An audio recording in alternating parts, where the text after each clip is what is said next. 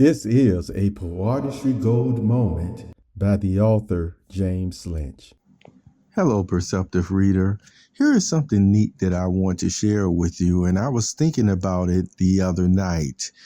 I meditated to the point of even a private prayer to God, and I didn't have all the information, so I had to look it up to make sure that the thought that I'm sharing with you, I want to assure you, it's not dogma. It's not speaking even dogmatically. This is still a thought that went through my mind, and I slept quite peacefully after that. If you ever think about the few posts that I've made on your name, okay, your name, I actually have some posts, but if you do a search on the website, it'll bring up those ones about why God named people the way that he does. I talk about that. Now, what I want to still point to is a person that everybody most likely have heard of, at least if you listen to this podcast, and his name was Job.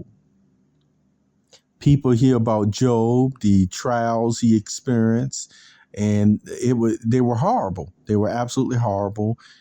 Who attacked them, the challenges that was made. And it was like everyone was looking on in the heavens, in the spirit realm, to see how Job would respond. That's not meaning that I'm making light of maybe some of the people that were around him, because he did have 3 friends, if you will, that did not make the situation easier on him, except for maybe the younger one, Eliphaz, if I'm saying his name correctly, or Elihu, Eliphaz. Well, all the same, this is what I had to look up. Who wrote the book of Job? And it was, again, my understanding that it was Moses.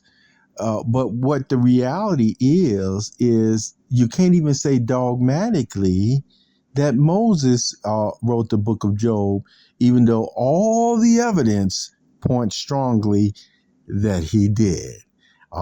From Job's relationship, lineage, if you will, of that time period of the patriarchs.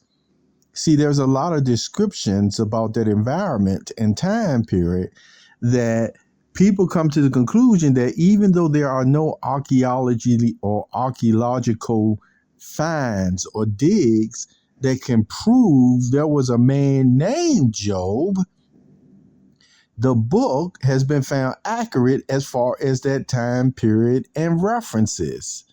You know, Job was even known as, listen to this, the greatest of the Orientals. And from reading the book of Job, you can see that certainly has something to do with his relationship with God, his friendship with God, the way that God looked at him, because even God was talking about Job's personality and his righteousness to his enemy, Satan.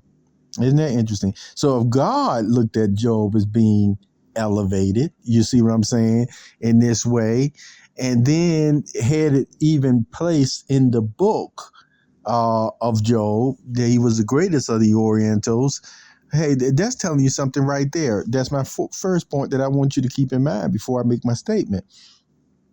The other thing about Job is this, that there are no, I already told you that there are no archaeological finds or digs that will point towards him. And really, I told you, when it comes to even Moses being the one that people attribute as writing that book of Job, again, as I said, you can't dogmatically say it one way or the other. But you know what? In a minute, I'll still continue to tell you that, Moses, with his relationship with God, talking to God face to face, etc. You see, God talked to him about many things, and I really do believe strongly that he talked to Moses about Job and had Moses write this book, because here's my point. If there was no other proof in the ground to point that there was a man named Job who was alive, you see how important the name is to God? That then he still took it upon himself that he was going to let people know what this man did, how he was used, and what his name was. And and I know sometimes people give extended information all the time about where it was still to the praise and honor of God's name. But see, here is still my thought on the matter.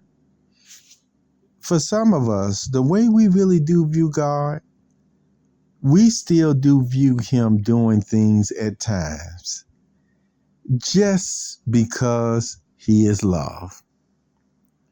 And by him even doing those actions, it's not like he going back and saying, I'm doing this so this will show how magnanimous I am, how loving I am. No, I think he just does it because he is love and he's moved to do it. Okay? Some of those miracles that even Jesus performed, he didn't have to do it, but Jesus said he wanted to do it. You see? So when I talk about the name, as I started in the beginning about how important your name is, what this account continues to show me, because, I talk about authorship, I talk about attribution, I talk about all those things. And we do know we have proof where people have written certain things sometimes and they don't always get credit for it, for this or that. We're all the same. Remember I said, if something is really just that important or what have you, God sees it. And you know something? Sometimes it may be moving God to such a degree as he has shown with Job. If he appreciates you as a person, you see, then you know what? Your name is not going to be forgotten either. And there are times, as the Bible shows as well, he'll even show your name off. And I'm saying that with all respect as well. You see, not in the,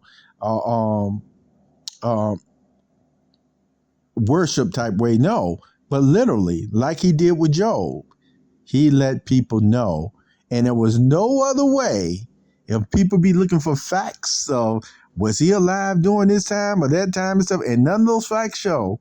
So if human beings don't want to show who you are, or in that case, who Job was, God was going to show who Job was. And he made sure he had his name recorded in the Bible, you see, and through Moses, who he talked face to face with. You have a beautiful day, Perceptive Reader. Take care.